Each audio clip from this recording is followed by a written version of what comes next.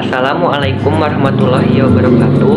Perkenalkan, nama saya Aldi Bernafal Hafiz dari Universitas Bakti Kencana Bandung, Fakultas Kesehatan jurusan D4 Keperawatan Anestesi. Di sini saya akan mempresentasikan materi sistem reproduksi manusia untuk memenuhi tugas anatomi dan fisiologi. Pada pembahasan kali ini mencakup pengertian sistem reproduksi, alat reproduksi laki-laki, dan alat reproduksi perempuan. Apa itu sistem reproduksi? Sistem reproduksi adalah sistem organ seks dalam organisme yang bekerja sama untuk tujuan reproduksi seksual. Manusia melakukan reproduksi untuk memperbanyak keturunan. Alat reproduksi laki-laki. Alat reproduksi laki-laki terdiri dari bagian luar dan bagian dalam. Untuk alat reproduksi laki-laki bagian luar meliputi penis yang berfungsi sebagai saluran pengeluaran sperma dan urin. Selanjutnya, skrotum yang berperan dalam melindungi testis, menjaga suhu testis agar sesuai untuk memproduksi sperma, dan tempat bergantungnya testis. Untuk alat reproduksi laki-laki bagian dalam meliputi testis yang berbentuk oval seukuran biji zaitun terletak di skrotum, berfungsi untuk memproduksi sperma dan hormon testosteron. Kemudian ada tubulus.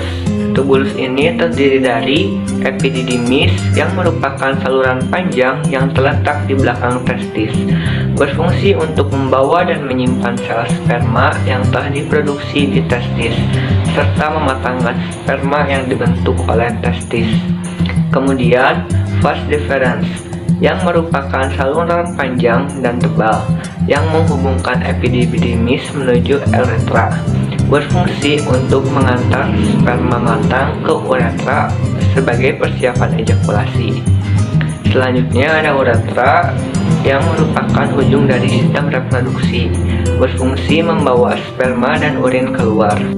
Kemudian ada kelenjar aksesoris. Kelenjar aksesoris ini terdiri dari vesicula seminalis yang merupakan organ berbentuk kantung yang melekat pada vas deferens, berfungsi untuk memproduksi zat yang bersifat basa yang mengandung fruktosa, hormon prostaglandin, dan protein pembekuan. Selanjutnya ada kelenjar prostat. Kelenjar ini berfungsi untuk menambahkan cairan yang membantu sperma saat terjadi ejakulasi dan membantu menjaga sperma tetap sehat. Kemudian ada kelenjar bulboretal. Kelenjar ini menghasilkan lendir dan cairan yang bersifat basah, berfungsi untuk memproduksi cairan yang melicinkan saluran kemih. Selain itu, organ ini juga membantu menetralkan jumlah asam di saluran kemih yang terbentuk akibat sisa urin. Selanjutnya kita akan membahas alat reproduksi perempuan. Alat reproduksi perempuan ini juga terdiri dari bagian luar dan bagian dalam.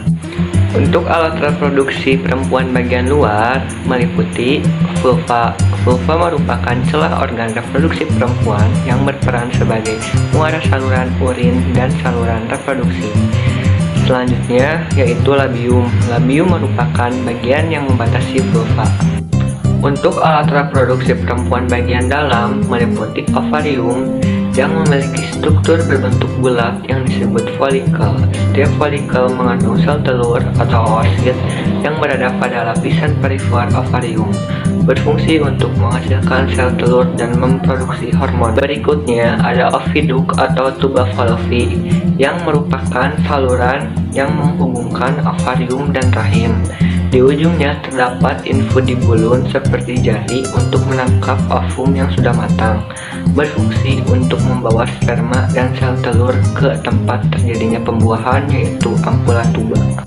Kemudian uterus. Uterus merupakan organ berongga berbentuk buah pir, berfungsi sebagai tempat berkembangnya janin setelah sel telur dibuahi oleh sel sperma. Kemudian serviks. Serviks merupakan pintu masuk antara vagina dan rahim yang berupa lorong sempit. Dinding serviks bersifat fleksibel sehingga dapat berfungsi meregang dan membuka jalan lahir ketika persalinan. Selain itu berfungsi mengalirkan darah ke vagina saat menstruasi. Kemudian ada vagina yang merupakan saluran yang menghubungkan bagian bawah rahim dengan organ luar atau jalan keluar untuk melahirkan, serta tempat masuknya penis selama berhubungan seksual. Sekian materi yang dapat saya sampaikan, kurang lebihnya mohon untuk dimaklumi. Terima kasih. Wassalamualaikum warahmatullahi wabarakatuh.